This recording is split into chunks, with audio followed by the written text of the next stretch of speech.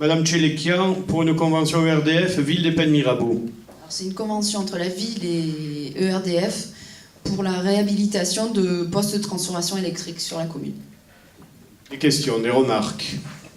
Oui. Alors il y a Monsieur Fuzon et Monsieur Amaro. Monsieur Fuzon. En fait, c'est la double peine pour les Pénois. Payer et encore payer. D'un côté, vous financez une association qui apprend à faire des tags aux enfants, et après, de l'autre côté, vous payez pour les faire enlever. Il n'y a vraiment aucune cohérence. Vous, au moins, votre discours, il est cohérent. Hein. Monsieur Amaro.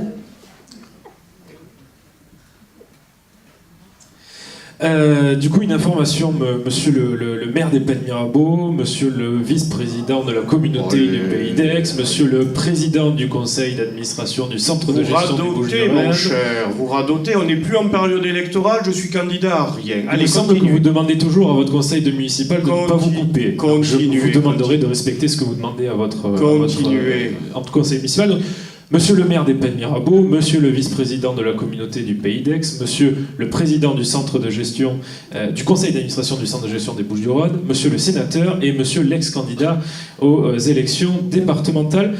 Une petite question concernant cette délibération-là. Donc si je comprends bien, ça concerne la dégradation visuelle des tags sur tout ce qui est transporteur de l'EDF. C'est à moi que vous avez posé la question, alors regardez-moi s'il vous plaît. Je vous regarde. Donc ça concerne bien les tags.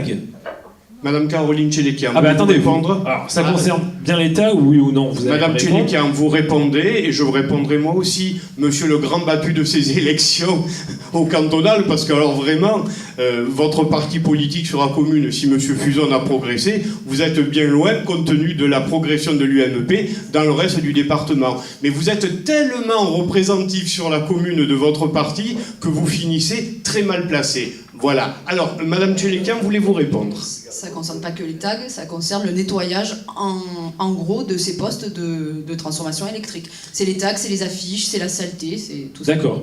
Du coup, si ça concerne aussi les affiches, qu'est-ce qu'on va faire envers tous les partis politiques qui, depuis de nombreuses années, affichent de manière sauvage n'importe où sur la commune? Aucune plainte n'a été déposée auprès d'aucun des partis politiques, sauf que nous... Alors quand on défend les parents d'élèves devant l'école de la Renardière et qu'il y a une petite affiche A4 qui se retrouve sur un arbre, il y a la police municipale qui prend du temps, parce que c'est vrai que la police municipale a beaucoup de temps à perdre en ce moment sur la commune avec les nombreux cambriolages qu'il y a. Ils prennent le temps de prendre une photo de cette affiche sur l'arbre, de l'envoyer à la mairie, de faire un dépôt de plainte à la police nationale. Ce qui nous a valu quoi? De se faire auditionner toute une matinée par la police nationale pour une feuille A4 qui s'est retrouvée punaisée sur une affiche. Alors, vous savez, moi je comprends pour les fonctionnaires qui ont un peu de temps à perdre. Moi, dans mon boulot privé, une demi-journée, effectivement, ça coûte de l'argent, mais je comprends que pas tout le monde puisse le comprendre. Donc, concernant l'affichage sauvage, je demande à savoir quelles, du coup, démarches vont être faites auprès des partis politiques qui affichent partout et qui n'ont aucune sanction, contrairement à nous. Je comprends qu'on veuille faire taire l'opposition. Je comprends, on dérange. Je vais vous répondre, j'attends que vous ayez fini votre tirade. Du coup, je vous demanderai juste quelle sanction il va y avoir vers la mairie qui a affiché ce grand panneau de l'agenda 21 sur un arbre, mais pas avec une punaise, avec un tir au fond. Qu'est-ce que ça mérite? Une journée entière d'audition? Quelle amende? Juste ce que je demanderai, c'est du coup d'aller devant le juge pour expliquer comment les affiches de Monsieur Amiel et de Madame L'Enfant se sont retrouvées sur des postes de transformateurs ERDF pendant la campagne de 2012. On a les photos. Alors, ne changez pas, ne faites pas une délibération sur des lois que vous-même ne vous respectez pas, puisque vous vous êtes permis d'afficher vous-même de manière sauvage. Donc quelles sont du coup les sanctions qui vont être opérées auprès de tous ces partis politiques qui ne respectent aucune législation sur la commune, contrairement à nous, ce que nous dénonçons depuis de nombreuses années, même si ça nous a valu le coup d'un petit tour à la police nationale. Je comprends que vous monopolisiez toutes ces forces, ils ont beaucoup de temps à perdre. Alors là, c'est moi qui vais répondre, puisque ça fait partie des pouvoirs de police du maire.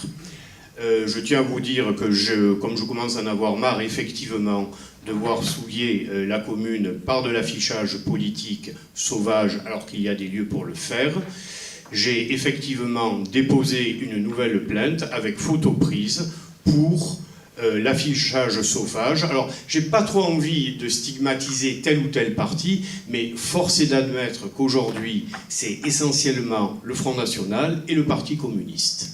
Donc, clairement, je suis désolé, Monsieur Fuzon, je suis désolé, Monsieur Baroni, mais nous avons effectivement fait un dépôt de plainte auprès de la police pour ces affichages sauvages. Voilà, c'est aussi clair que ça. Ça date d'il y a quelques jours. Bon, bien entendu, compte tenu des délais de traitement de ce genre d'affaires. Alors, apparemment, ça a un petit effet parce que il y en a eu un petit peu moins cette fois.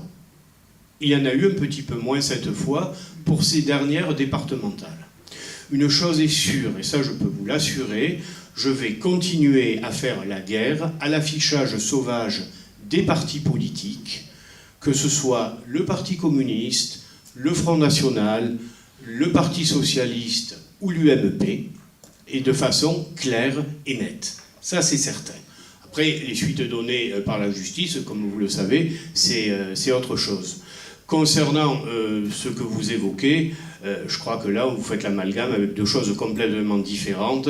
L'agenda 21, c'est de l'information, c'est pas de la propagande, et je crois que mettre à un moment donné une affiche indiquant le... S'il vous plaît, monsieur, ça ne se fait pas. Merci. Merci. Indiquer l'agenda 21 et en quoi cela consiste sur de l'affichage municipal, même si ce n'est pas de l'affichage dédié, je ne crois pas que ce soit une souillure, bien au contraire. Ah ben, sauf erreur de ma part, puisque ne vous inquiétez pas, toutes les photos de tous les partis politiques ont été données au procureur via la police nationale lors de notre rendez-vous. Donc ils ont tout, même les photos de vos affiches qui étaient aussi affichées sur certains transformateurs. Oui, alors qu'il y ait eu en 2012, je veux bien le croire, puisque vous en avez pris la photo, mais je peux vous dire que si on compare l'affichage de ce que j'ai pu représenter depuis que je suis élu au PEN sur les endroits dédiés et ce qui est fait par d'autres partis, on est loin du compte. En tout cas, on peut polémiquer jusqu'à demain matin. Maintenant, ça suffit. Il y a de l'affichage municipal. Je demande aux partis qui utilisent le plus l'affichage sauvage d'être vigilants à ça. Et pour moi, l'incident est clos. Monsieur Sanchez voulait intervenir et ensuite Monsieur Baroni. Juste, c'est exactement la même typologie d'affiches que nous avons affichées. Mais ce n'est pas le même contenu. Et selon le procureur qui nous a cité l'article 4 de la loi de 1979, cette affiche comme celle, parce que ce n'était pas une affiche politique que nous avons mis sur cet arbre-là, c'était une affiche d'information. Écoutez, monsieur le procureur donnera la suite qu'il juge utile ici. Et voilà, et si on est sur ce point-là condamné à quoi que ce soit, on manquera pas de le faire. J'essaie de maintenir, un minimum, et ça ne concerne pas que les tags. Mais les administrés vous remercient d'avoir monopolisé la police municipale et nationale toute une matinée pour deux élus d'opposition. Ils vous remercient parce qu'ils ont beaucoup de temps. Pour prendre une photo, croyez-moi, ça ne monopolise pas la matinée. Monsieur Sanchez, vous vouliez intervenir ?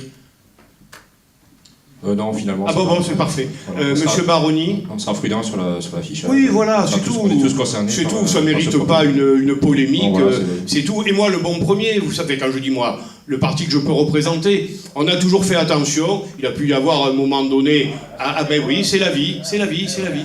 On est tous d'accord. Monsieur Baroni. Par contre, vous, excusez-moi, mais le parti que vous représentez est fort pollueur. Alors quand on voit qu'aujourd'hui il s'associe avec les Verts, vous devriez faire un effort considérable, considérable. Moi, sur l'affichage, sur l'écologie, sur tout ce qu'on veut, sur la réglementation, d'accord. Il y avait, à notre demande, il y a un certain nombre d'années, des panneaux réservés à ça. Au d'abord, le CIC s'est installé, la borne d'affichage a disparu. La Poste, elle a fait n'importe quoi au bureau de poste. Le panneau d'affichage qui avait été installé a disparu. À la Moranier, à l'école de Bouromètre, exactement pareil. À la Voilerie, exactement pareil. Alors, à un moment donné, c'est sûr que... Bon, non, monsieur Baroni, là, écoutez, là, on va pas être d'accord. Non, on est peut-être finissez votre phrase et je reprends ce que j'ai à dire là-dessus. Allez-y. C'était des panneaux qui nous permettaient d'afficher, parce qu'on n'a pas la télé, qu'on n'a pas tout ça. Alors, je ne dis pas qu'on est pour l'affichage de sauvage à tout berzingue. Non, mais il n'en demeure pas moins que votre parti est le plus pollueur sur la commune. C'est une réalité, et je vous le prouve avec des chiffres. Mais je crois quand même que le minimum, les panneaux qu'on avait installés, il faut les réinstaller, quoi. Le minimum, pourquoi ils ont disparu? Alors, je vais vous répondre. Aujourd'hui, Aujourd'hui, et ça date d'il y a longtemps, c'était M. Mélan qui les avait fait mettre, il y a sur la commune des buses d'affichage. En ce qui me concerne, ce dispositif d'affichage ne me convient plus. La meilleure preuve, bon, sauf un soir et une demi-journée, il n'y a eu aucun affichage lors des cantonales de ce que nous représentons sur ces buses. Ces buses sont minables et elles ne sont plus adaptées sur un plan esthétique. Pour autant, elles respectent les règles en matière de surface d'affichage. Il y en a de partout. Alors, n'allez pas, excusez-moi, me chicaner pour quelques panneaux d'affichage municipal qui ont été supprimés, mais qui sont pour autant utilisés comme celui de la Renardière ou celui de plan de campagne. Non, je m'excuse de vous le dire, mais tout se change, vous savez. C'est votre culture, c'est de l'affichage sauvage que depuis des années je vous demande, comme ça, de gré à gré, de supprimer. Vous ne m'avez jamais écouté. Maintenant, effectivement, j'en ai marre. J'essaie de maintenir un certain cadre de vie, une certaine qualité de vie. L'affichage sauvage sur la commune sera sanctionné. Enfin, sanctionné. J'utiliserai les pouvoirs de police du maire pour le faire. Après, c'est suivi ou c'est pas suivi. Profitez que vous vous êtes alliés avec les Verts, qui sont des grands respectueux de l'environnement. C'est le moment ou jamais. Enfin.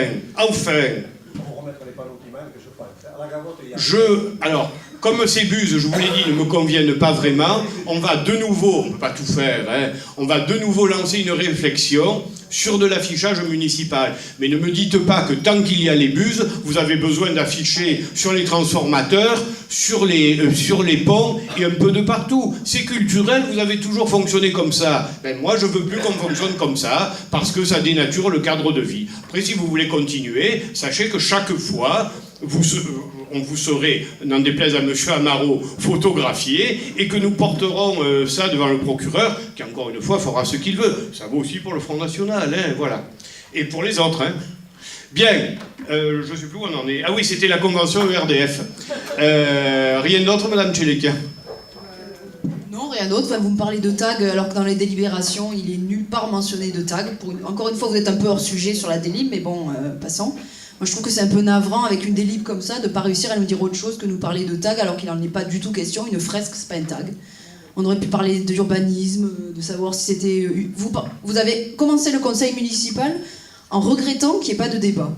Et vous nous parlez de tag, alors qu'on aurait pu parler de savoir si c'était bien ou pas d'embellir les entrées de ville. On aurait pu parler de savoir si c'était intéressant ou pas, se rapprocher d'une entreprise comme ERDF, pour ensuite donner la possibilité à nos jeunes pénois d'avoir des stages ou de l'apprentissage. On aurait pu parler de plein de choses, et vous nous parlez de tag qui est totalement hors sujet. Bon ben c'est navrant, c'est comme ça. Vous êtes en forme ce soir, Mme Tcheleka. Allez, je mets aux voix. Qui est pour? Qui est contre? Qui s'abstient? 3 abstentions seulement? Ah, on peut évoluer, hein, comme quoi le débat, il n'y a que ça de vrai. Allez.